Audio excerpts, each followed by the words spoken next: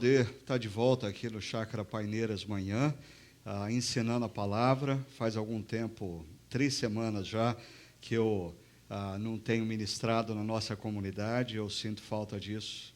É uma das coisas que Deus certamente mandou eu fazer, e eu tenho um grande prazer em fazer, e é bom estar com vocês novamente aqui para isso. Mas antes eu queria destacar uma coisa. Eu acho que existe um perigo muito grande numa comunidade como a nossa, que assim preza por fazer com excelência tudo o que faz, porque faz para Deus. Existe o risco da gente se acostumar com isso e a gente começar a não enxergar algumas coisas. Então eu queria, antes da palavra, agradecer o pessoal que elaborou a liturgia de hoje. Eu não sei se você estava presente desde o primeiro instante.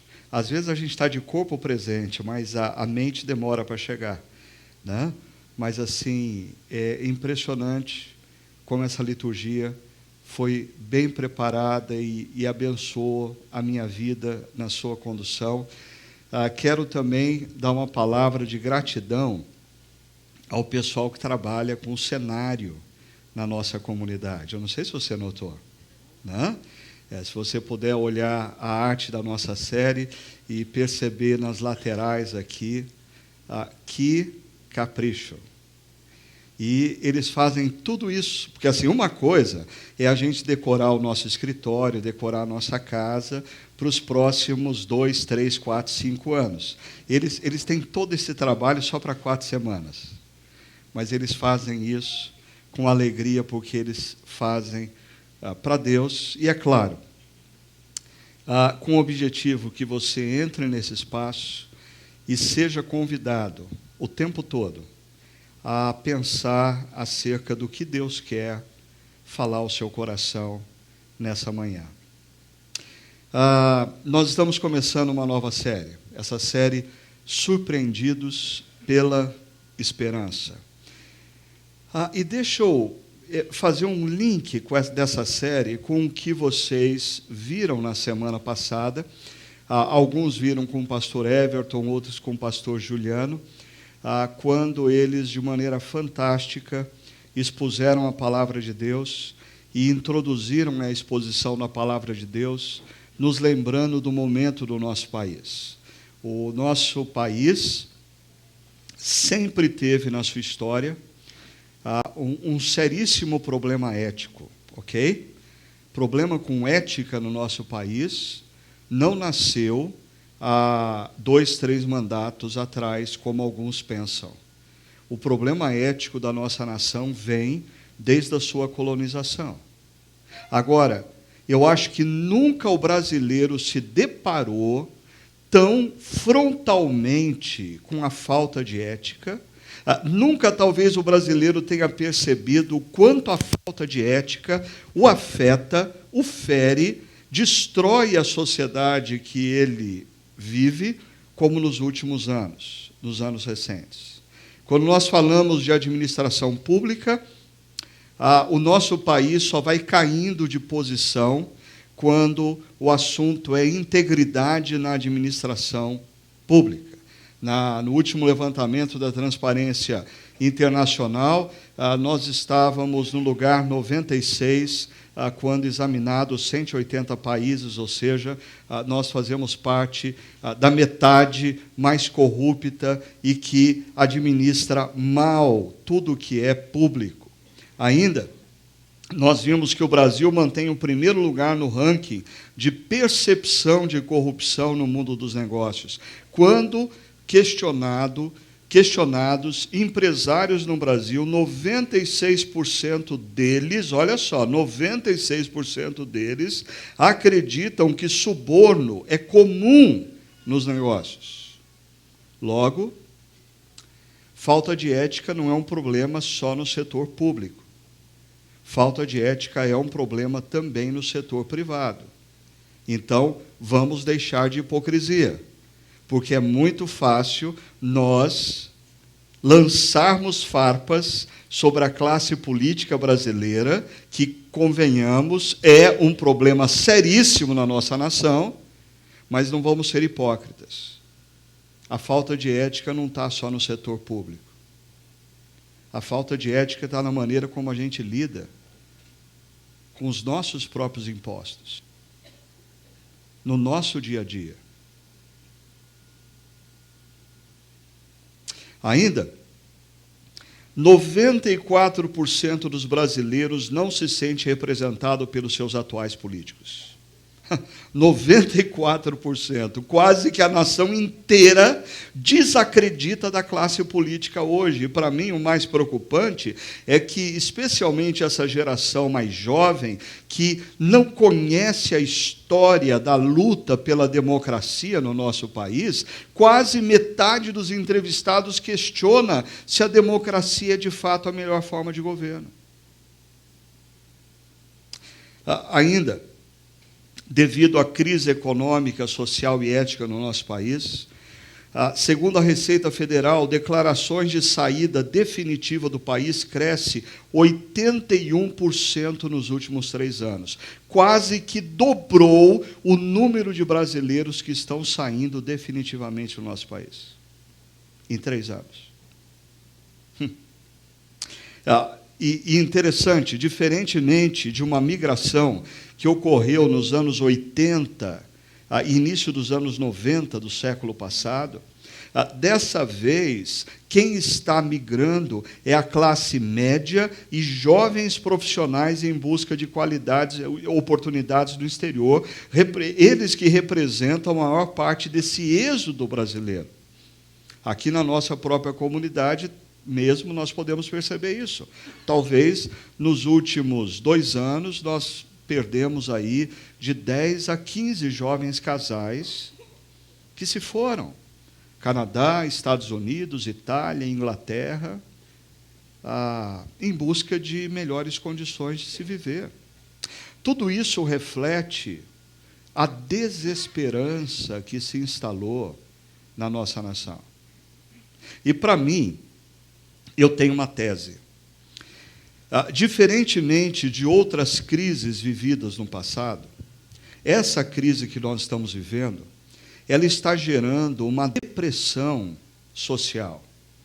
Nós estamos, como povo brasileiros, deprimidos. Por quê? Se você voltar um pouquinho atrás, e para mim, a capa da revista The Economist representa bem isso. Em novembro de 2009, a revista The Economist, ela retratou o que estava acontecendo nos últimos anos no Brasil.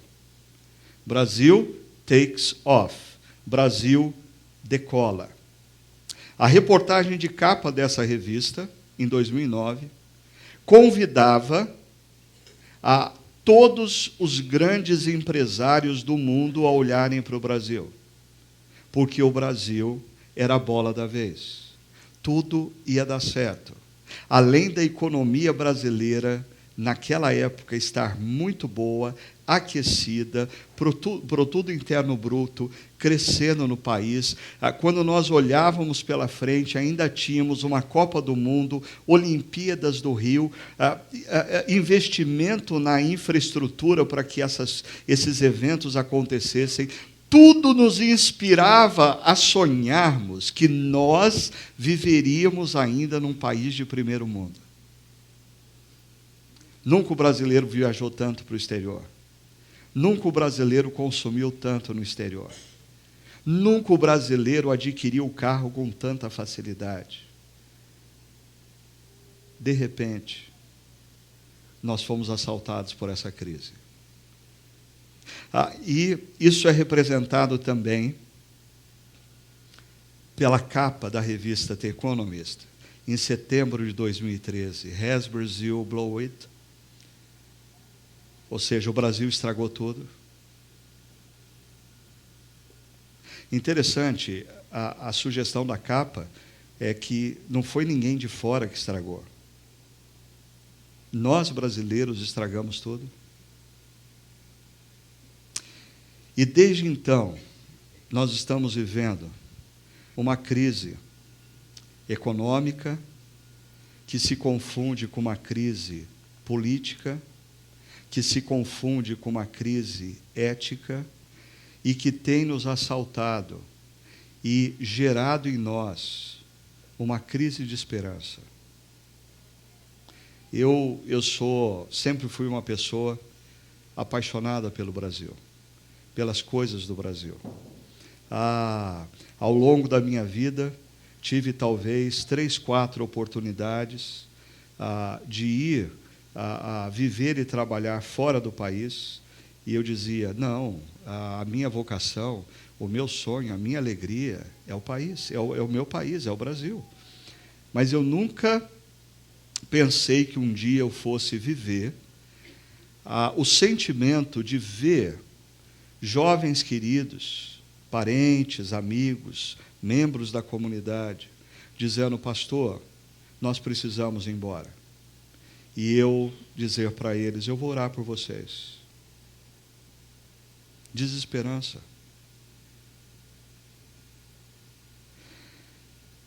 E quando a gente lembra que a gente está há poucos meses de uma eleição que escolherá o nosso futuro presidente, o Congresso Nacional, o governador do Estado, os deputados, pergunta, você tem algum nome para me recomendar?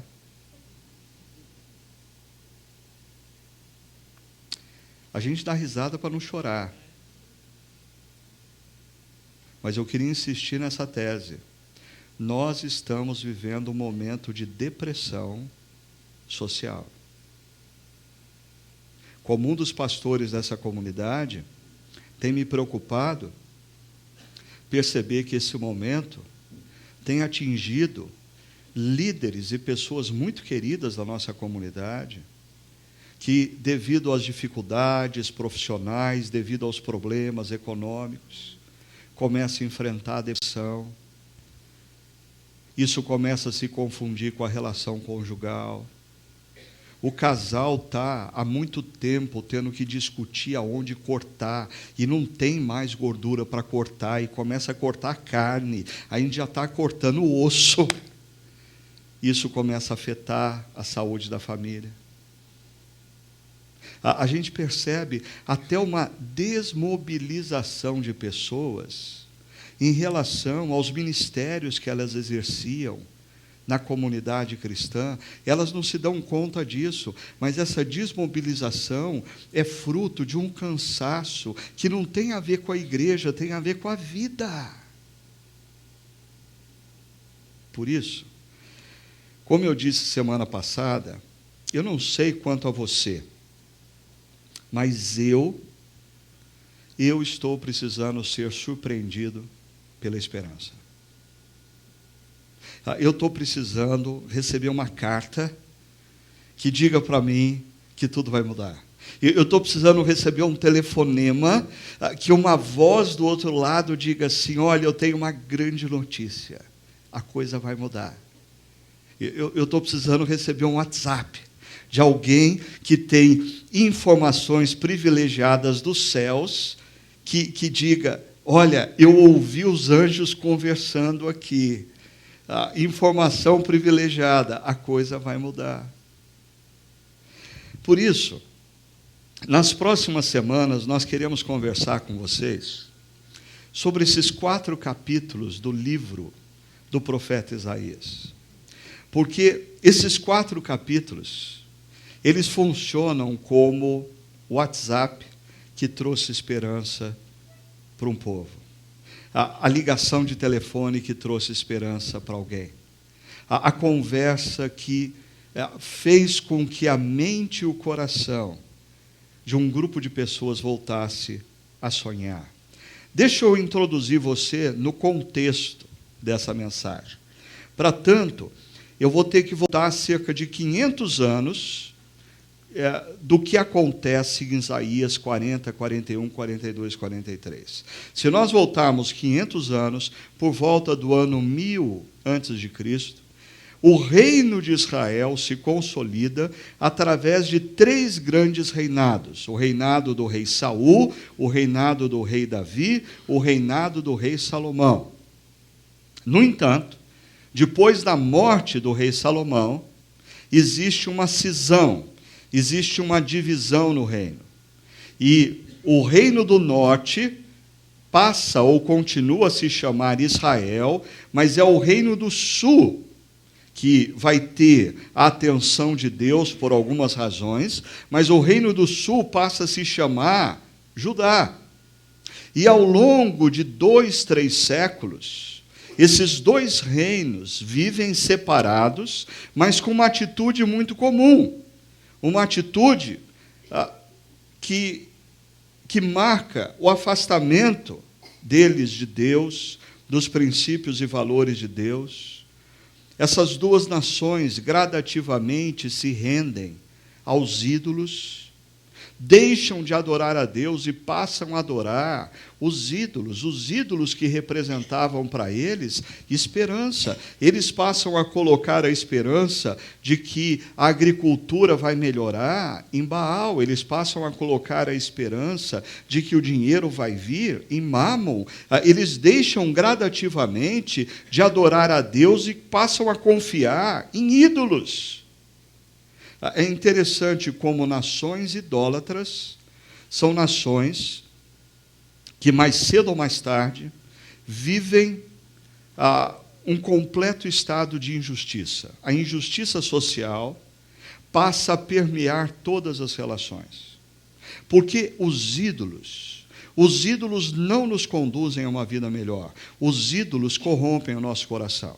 Os ídolos nos tornam piores do que nós somos, ok? Se você está aprisionado a um ídolo, e a gente olha no passado e a gente pensa naqueles povos se curvando diante de estátuas e adorando a deuses falsos, e a gente diz, não, nós não temos esse problema. Não, nós temos esse problema. A nossa sociedade, ela está, por todas as partes você encontra ídolos, pessoas se curvando diante do sucesso profissional, pessoas se curvando diante da sensualidade sexual, pessoas se curvando diante da realização pessoal de prazer, pessoas adorando ídolos.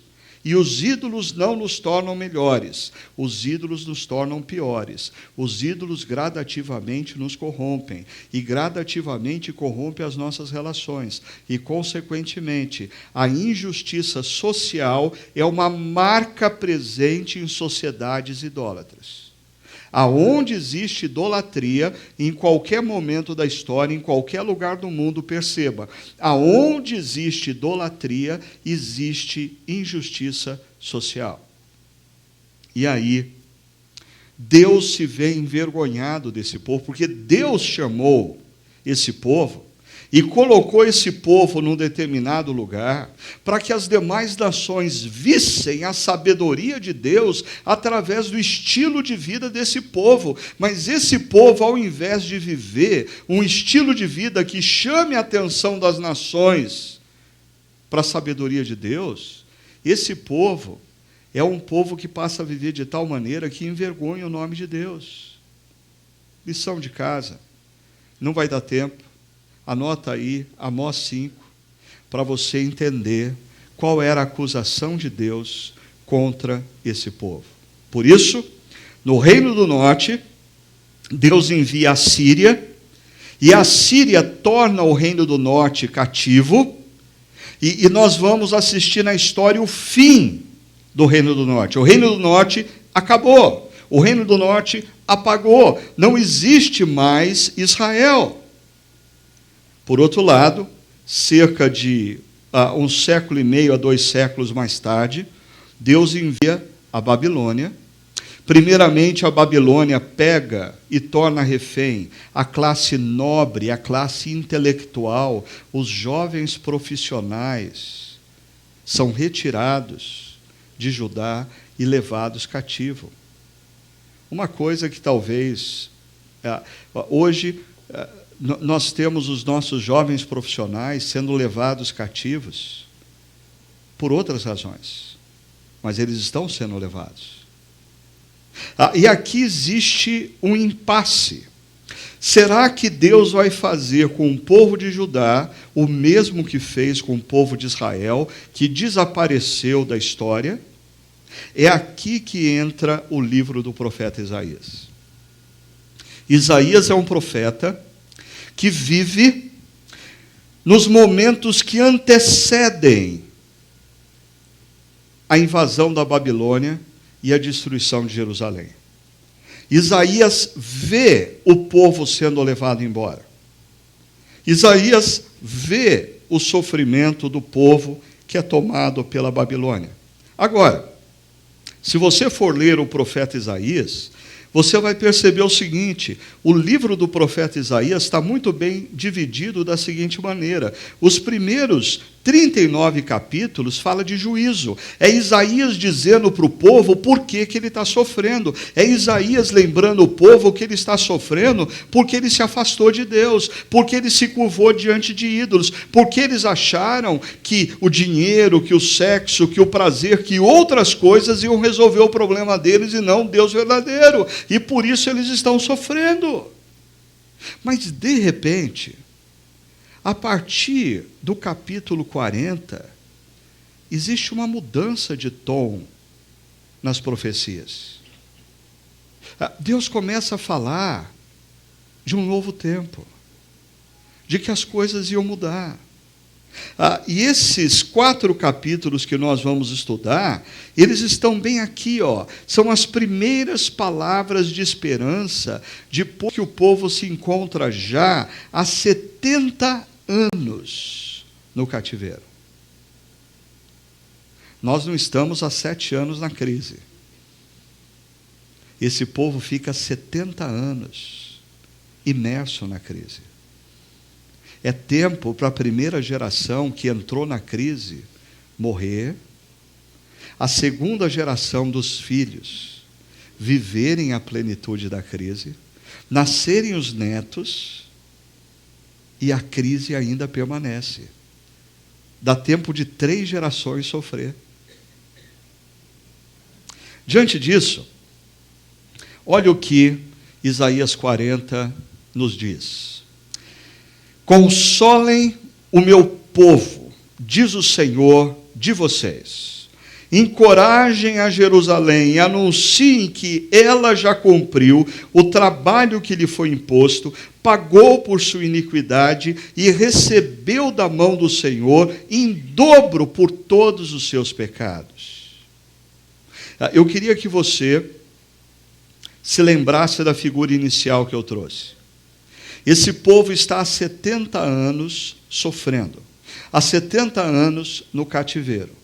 De repente, numa manhã, todos eles recebem um WhatsApp. E na mensagem do WhatsApp tem esse texto.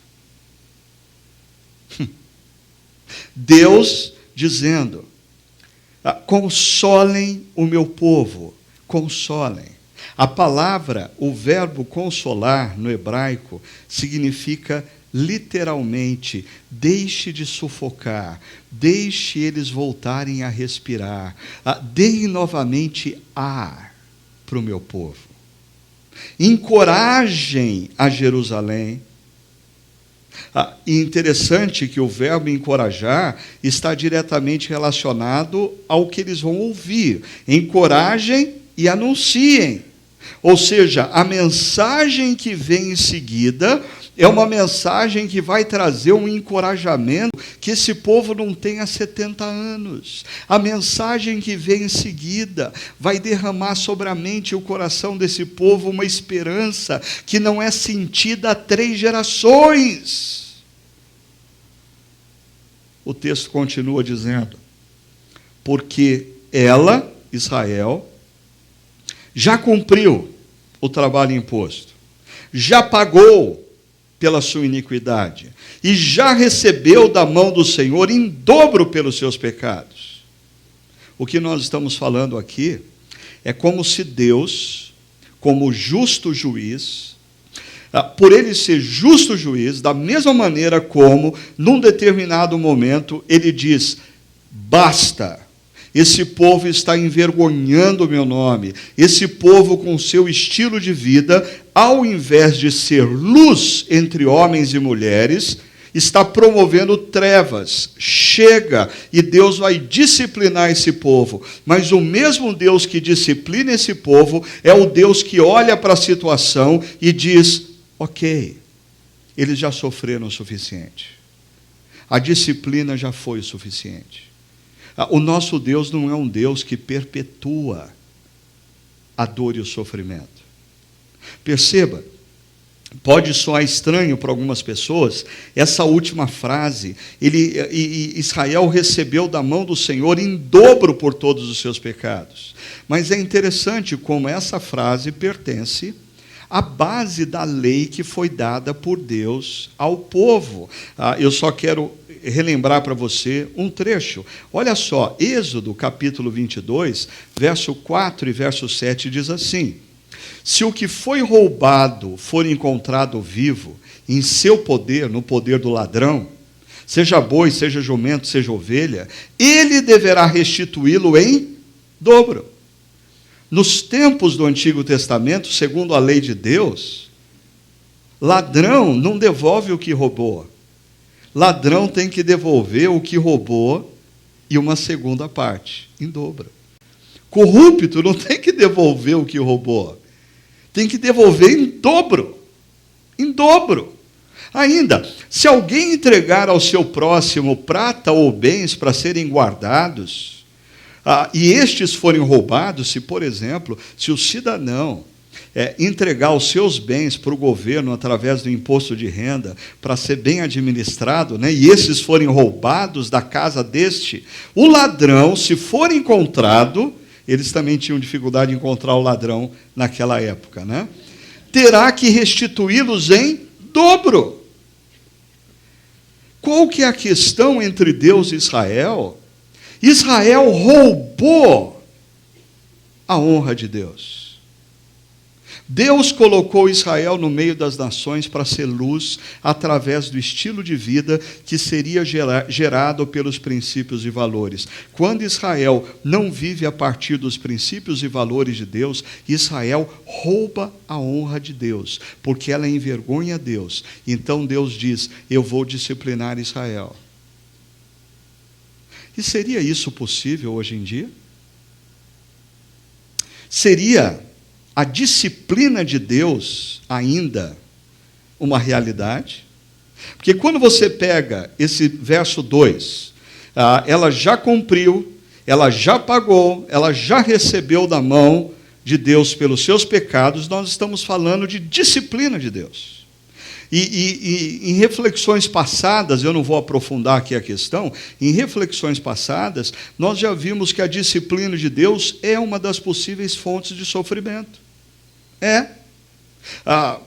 Eu sei que aqueles que não estavam aqui quando a gente refletiu sobre isso, talvez pensem, mas quais são as outras fontes de sofrimento? Primeiro, a primeira e básica fonte de sofrimento é o mundo instável que nós vivemos. Nós sofremos porque nós vivemos no mundo instável, ok?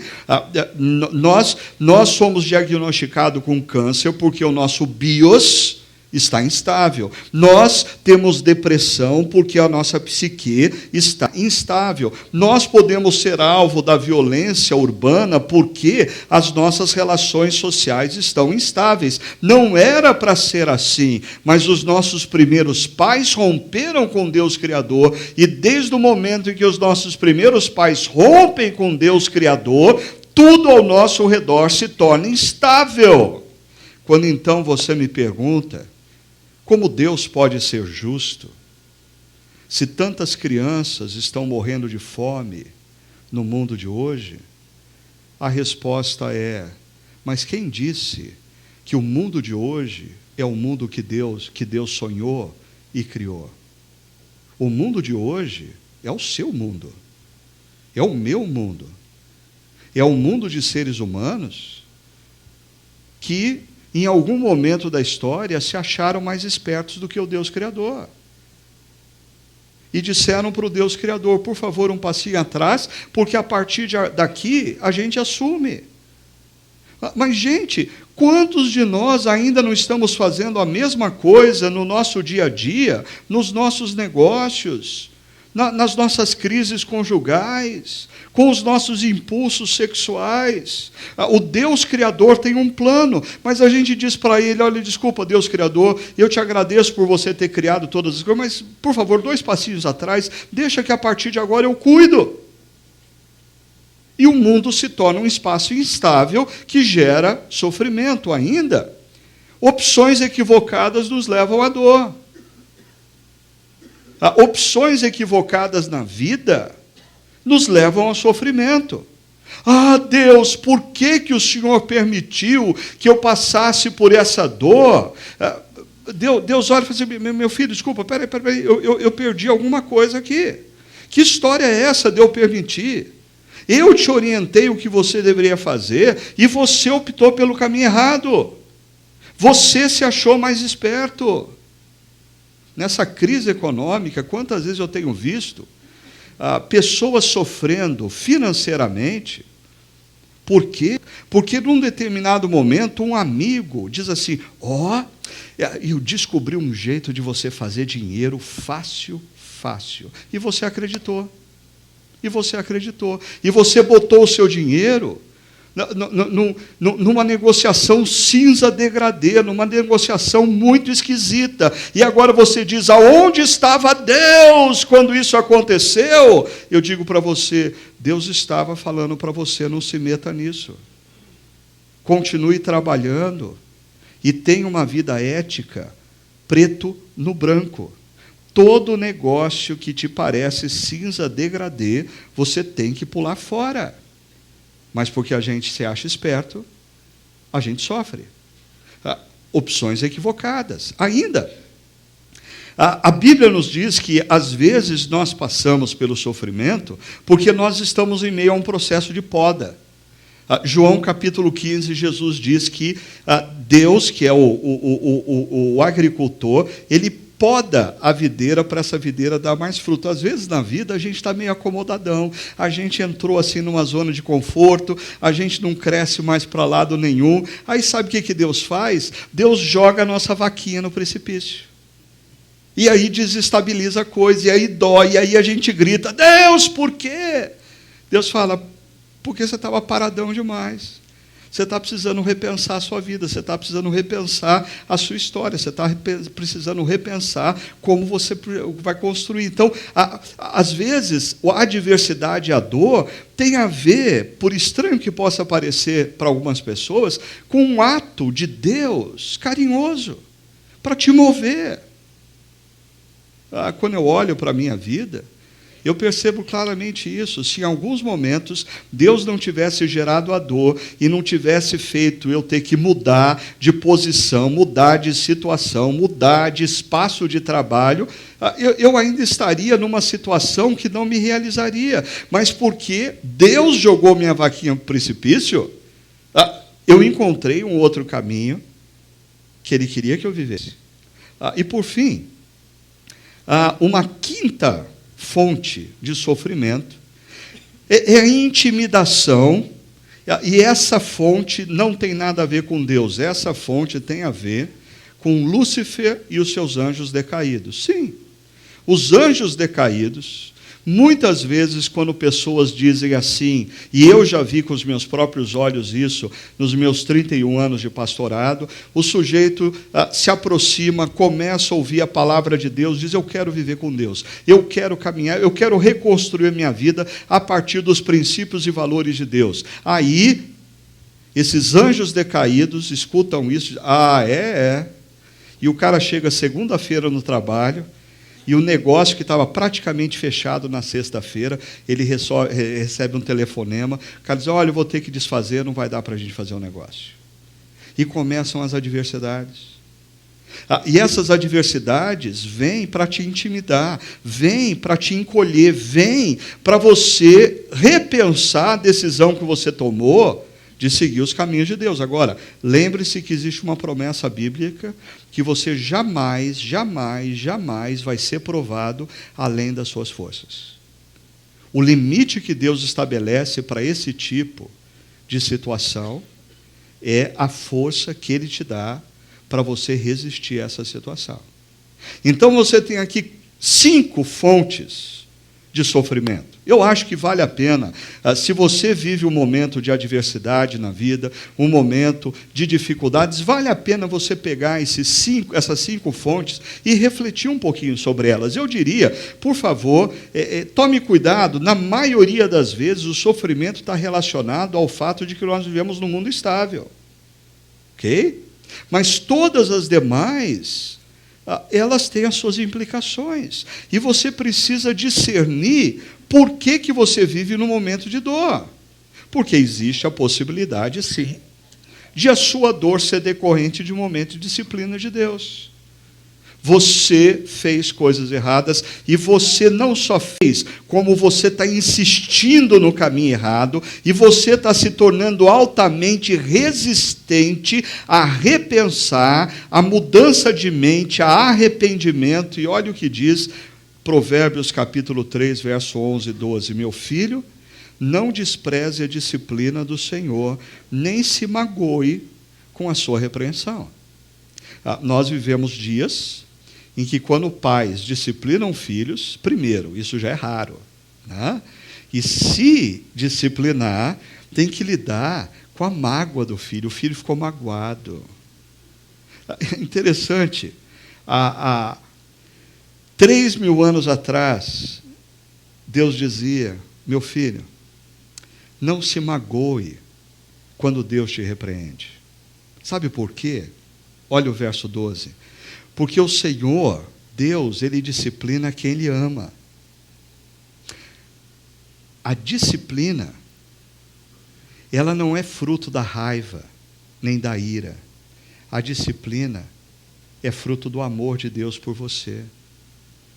Assim como o pai, a versão contemporânea dessa passagem, eu diria, assim como o pai e a mãe deveria fazer com os filhos que eles dizem desejar bem. A disciplina é uma expressão de pais que realmente se importam com seus filhos. E Deus se importa com você. Ele não te disciplina porque Ele tem prazer na sua dor. Quando Ele te disciplina porque Ele te ama. Ele te ama. Ele te quer de volta. E é isso que aconteceu com esse povo de Judá.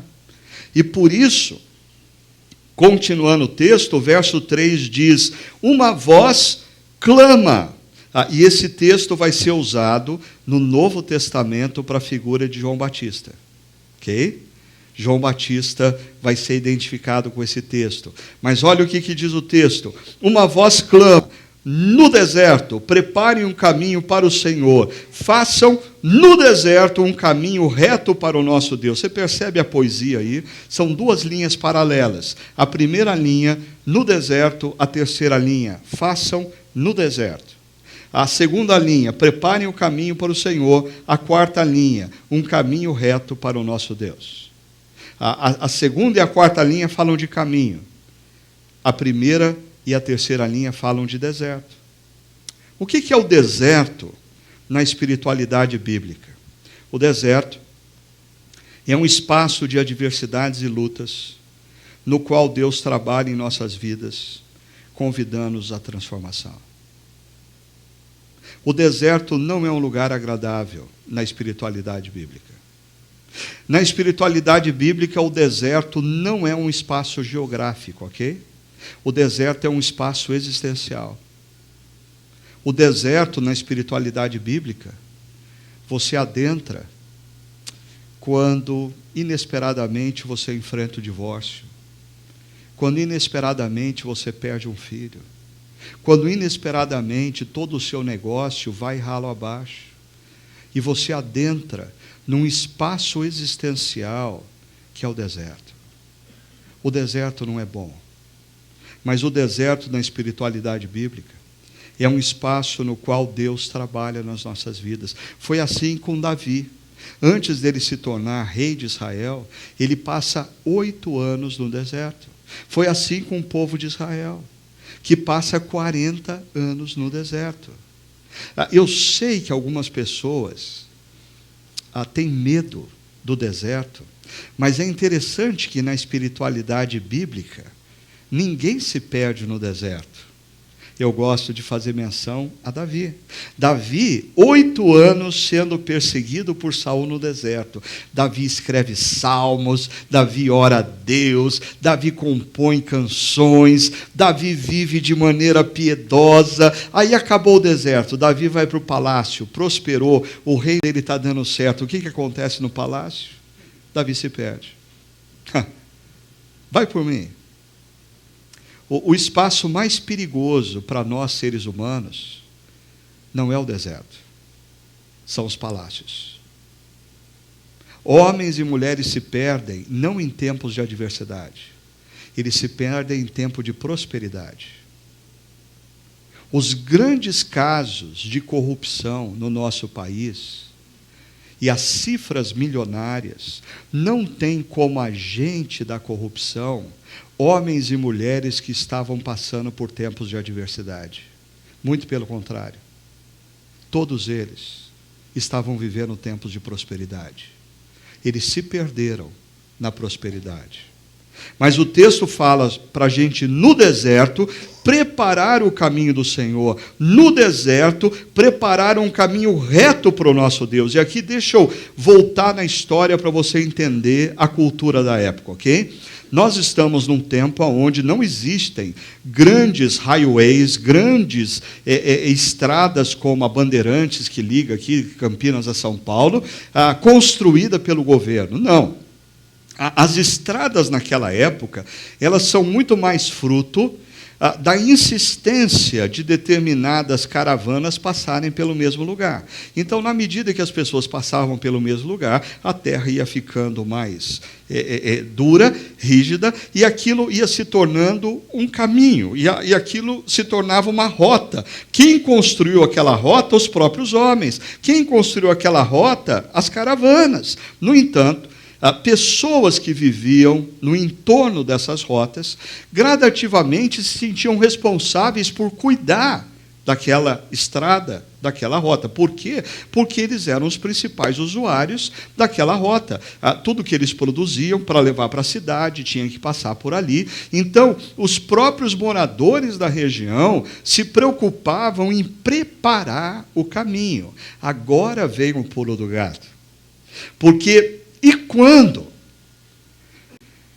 os moradores do entorno desses caminhos ouviam dizer que um rei havia saído do seu trono, iria fazer uma viagem e poderia passar por ali, o que eles faziam?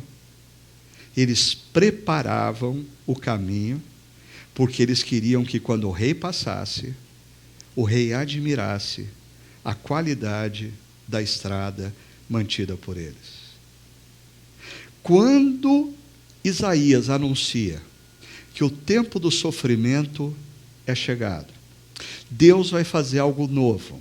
Isaías está dizendo, Deus se moveu do seu trono na sua direção. Deus vai fazer alguma coisa. Preparem o caminho. Tornem o caminho reto para que Deus haja na história. No entanto, o que vem em seguida revela que o preparo desse caminho transcende a nossa capacidade humana. Olha só o que diz. Todos os vales serão levantados, todos os montes e colinas serão aplanados, os terrenos acidentados se tornarão planos, as escarpas serão niveladas. Então, existe aqui um preparo, que o profeta diz, preparem o caminho de Deus, tenham expectativas acerca do que Deus vai fazer. Mas quando você lê o verso 4, você percebe que o que vai acontecer transcende a sua própria força, transcende a sua própria capacidade. É outro que vai fazer esse trabalho porque levantar vales, aplanar montes e colinas, terrenos acidentados se tornar... Isso aí demanda máquina pesada. O sujeito que morava na beira da estrada não tem condição de fazer isso. Então o profeta está sinalizando de que essa obra de preparar o caminho vai ser feita por alguém que transcende a nós mesmos. E isso fica claro no verso 5. A glória do Senhor será revelada, e juntos todos verão. Que história é essa? Deus vai passar por esse caminho, e assim como quando um rei passava pelo caminho, o povo na circunvizinho podia contemplar a glória do rei. O profeta está dizendo que Deus vai passar e a glória dele vai ser vista. Deixa eu mostrar para vocês um gráfico aqui que me ajuda a entender esse negócio. Veja só, para o povo judeu que está na Babilônia, quando eles escutam esse recado, a glória de Deus será revelada e juntos todos a verão. O que significa isso para um judeu na Babilônia? Ele olha e ele interpreta isso como o retorno de Judá para Jerusalém. A glória de Deus vai ser revelada. Deus está falando que o nosso tempo de cativeiro acabou. O rei Ciro, o rei da Pérsia, se levantou. Ele vai dominar o povo babilônico e ele vai libertar o povo judeu por decreto de Deus. Ele vai ouvir de Deus que ele deve libertar o povo judeu. E o povo judeu vai voltar para Jerusalém. Agora, perceba que a visão que os judeus da Babilônia têm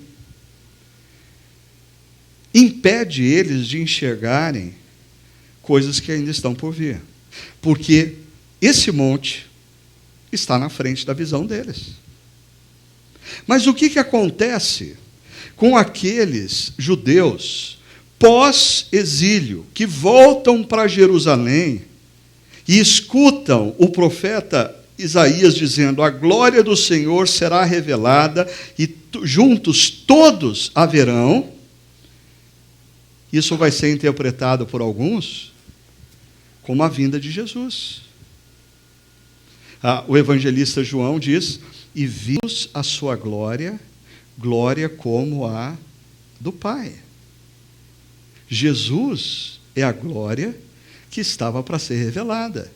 É por isso que João Batista usa Isaías 40 para dizer: preparem o caminho, porque o Senhor está vindo, a glória de Deus vai ser revelada. E aí João Batista diz: Ele é o Cordeiro que tirará o pecado do mundo. Ele é a glória de Deus. Então você está desse lado aqui, e quando você olha, você enxerga o último monte, que é a concretização do reino de Deus. Eu coloquei esse gráfico aqui para você perceber, e até para você entender como você deve ler as profecias do Antigo Testamento. Toda profecia do Antigo Testamento foi dada por um povo. E esse povo está enxergando o primeiro monte. E o primeiro monte atrapalha a visão deles dos próximos montes. E quando se supera esse monte, se passa a enxergar o segundo. E quando se supera o segundo, nós somos aqueles que já sabemos que Isaías 40 está falando de que Deus se moveu e entrou na história e revelou a sua glória em Jesus. Mas Jesus foi elevado aos céus e nos deu uma missão de fazermos súditos dele entre os nossos amigos e parentes, porque ele voltará e concretizará o seu reino. Logo, a glória do Senhor será revelada e juntos todos verão. Se isso faz sentido, perceba, a última linha do nosso texto diz: pois é o Senhor quem fala. Ou seja, nós estamos ouvindo a voz daquele que tem o controle de toda a história. De toda a história. Ele é quem está falando. Ele é quem está falando. Acalmem o meu povo, encorajem o meu povo, porque o tempo da disciplina acabou, o tempo da dor acabou. Eu vou me mover na direção deles e eu vou fazer tudo novo e eles vão conhecer a minha glória. Deus vai revelar para você no seu presente a glória dele, Deus vai revelar para você no futuro, com a volta de Cristo, a totalidade da glória dele. Agora, perceba, quando nós falamos que ele está no controle de toda a história, o texto de Isaías 40 é longo. Eu não tenho tempo de ler detalhadamente para vocês, mas eu quero dar uma lição de casa para vocês. Veja só, o texto fala, ele está no controle de toda a história. Não são os homens que estão, e Isaías 40, do verso 6 e 8, vai revelar a fragilidade da glória humana, como pessoas se acham importantes, como pessoas se acham superiores às outras, como pessoas, porque tem um carro mais bonito, se acham o máximo, como pessoas que ocupam cargos de diretoria na empresa se acham o suprassumo do sucesso. Isaías 40, do verso 6 a 8, vai dizer, cuidado, cuidado, você está confiando em algo altamente frágil. De repente, segunda-feira, você vai no médico e ele te dá um diagnóstico e tudo muda na sua vida. De repente, você tem tanto dinheiro e não é você que recebe o diagnóstico, é o seu filho. E todo o seu dinheiro não vai servir de nada para você salvar a vida do seu filho. Quantos homens já não passaram pela história e foram, no presente deles, gloriosos, e hoje não são nada? Não são os homens que estão no controle da história, não são as nações que estão no controle da história, não é a Angela Merkel que está no controle da história, não é o Putin que está no controle da história, não é o Donald Trump que está no controle da história, apesar dele achar que está.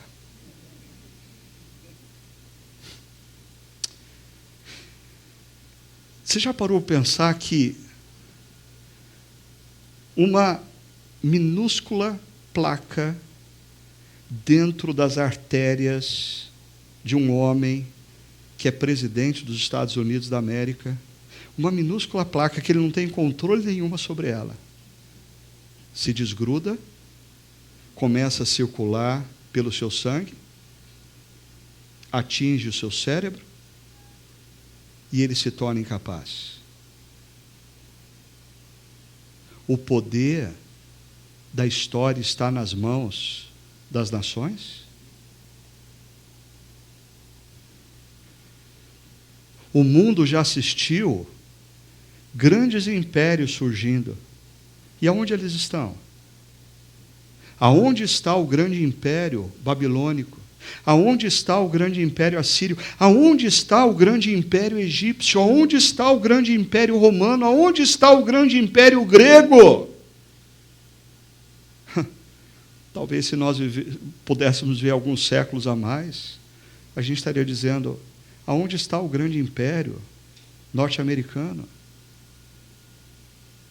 Mas eu estou dizendo isso porque nós somos tendentes a achar que quem está no controle da história são os grandes impérios. Isaías 40 diz não.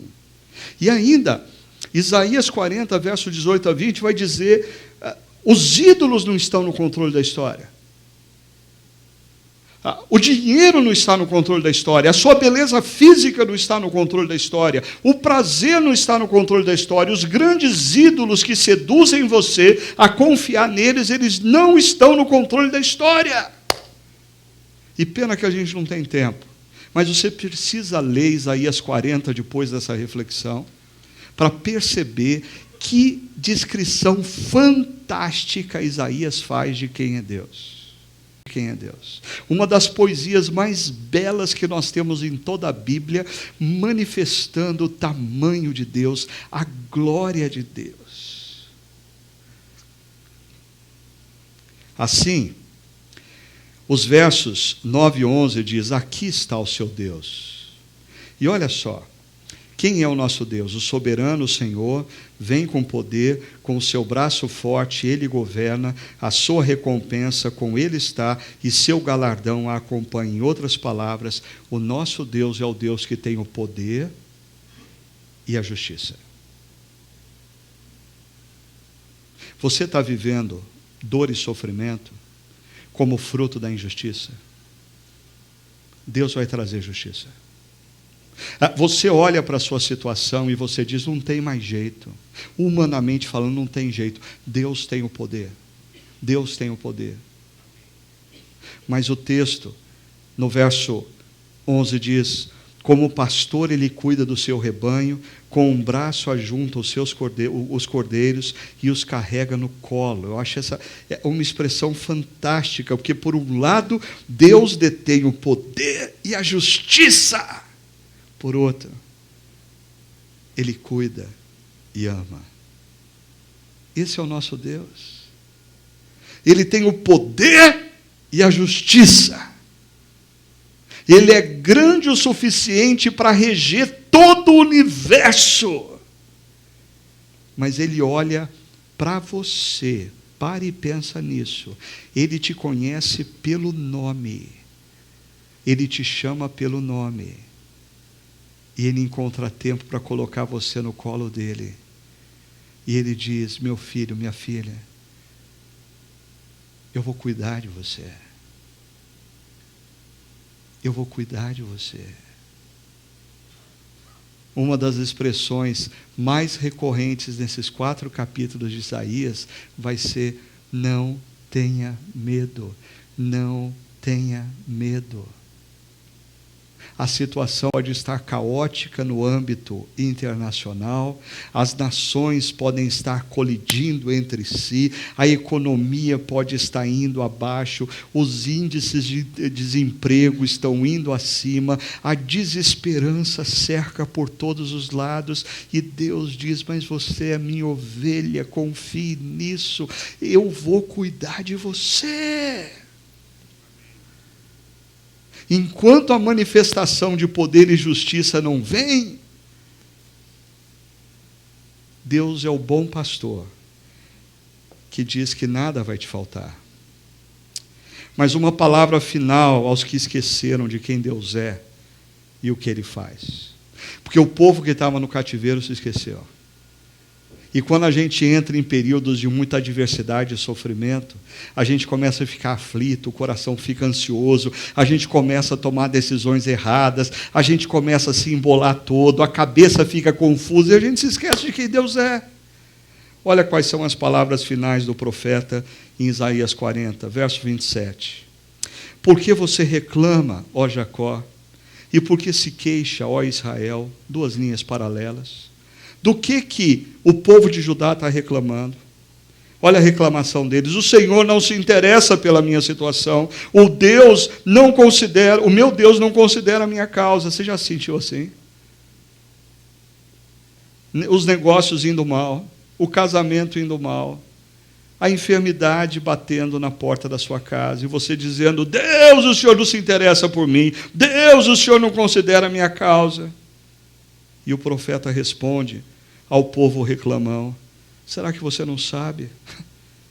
Será que você nunca ouviu falar de quem Deus é? Então deixa eu te lembrar quem Deus é. O Senhor é o Deus eterno, o Criador de toda a terra. Ele não se cansa nem fica exausto. Sua sabedoria é insondável. Ele tem o poder e a justiça. Ele te ama e cuida de você. Você crê nisso?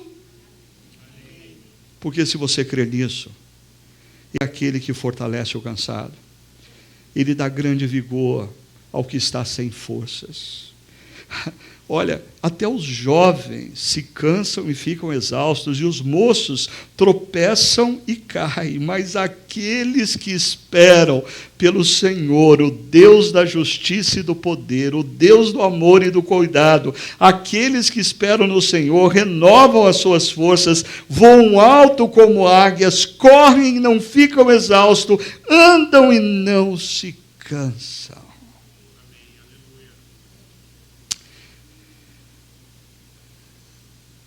Se nós estamos cansados e sobrecarregados, é porque em algum momento da nossa história, nós nos esquecemos de quem é Deus.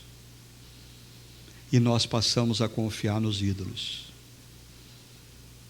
E os ídolos estão nos levando de mal a pior. E a coisa está ficando cada dia mais complicada. E quando a gente escuta acerca de Deus, a gente fala, Deus não se interessa pela minha causa. Espera aí, para e pensa. Você tem colocado a sua confiança realmente em quem Deus é e no que Ele faz na história? A verdadeira história é de que tudo que nós estamos vivendo vai passar como a flor do campo.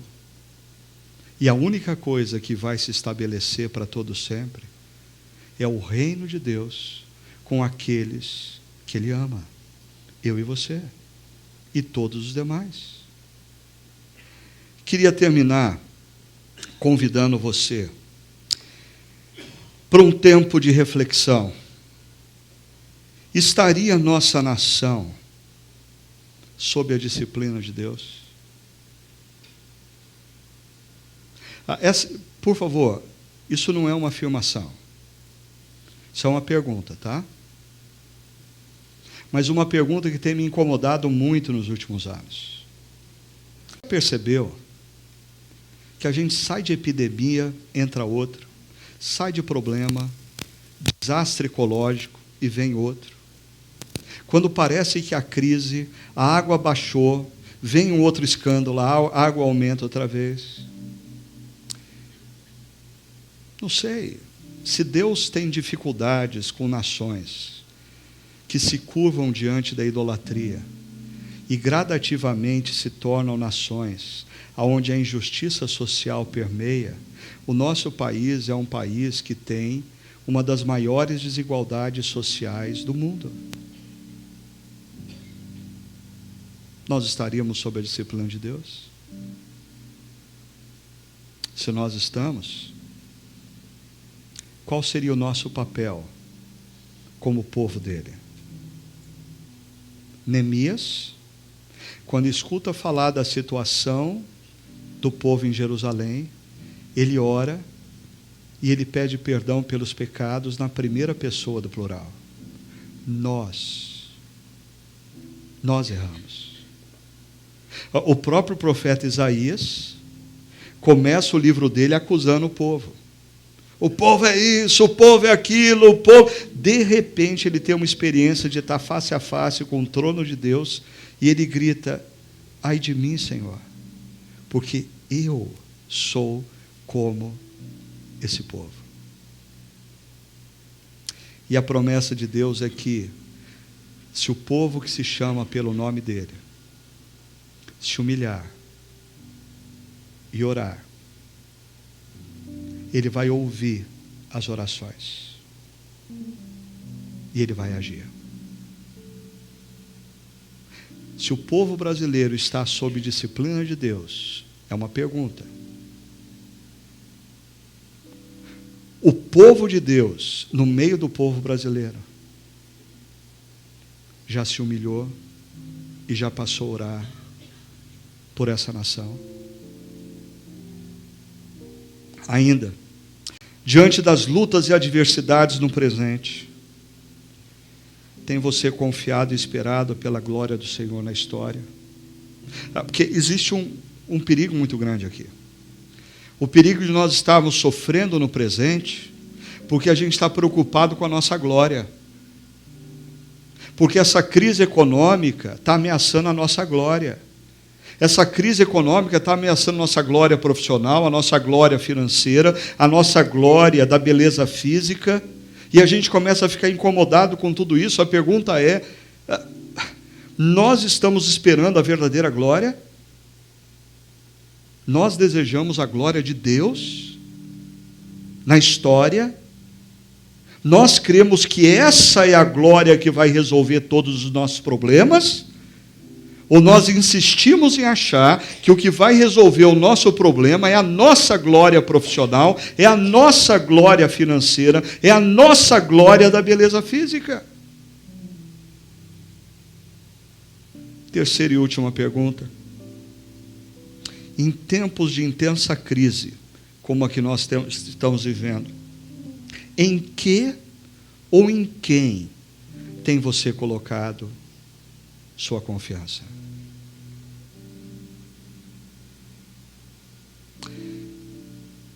Se eu fizer um pouquinho mais de dinheiro, eu resolvo o problema.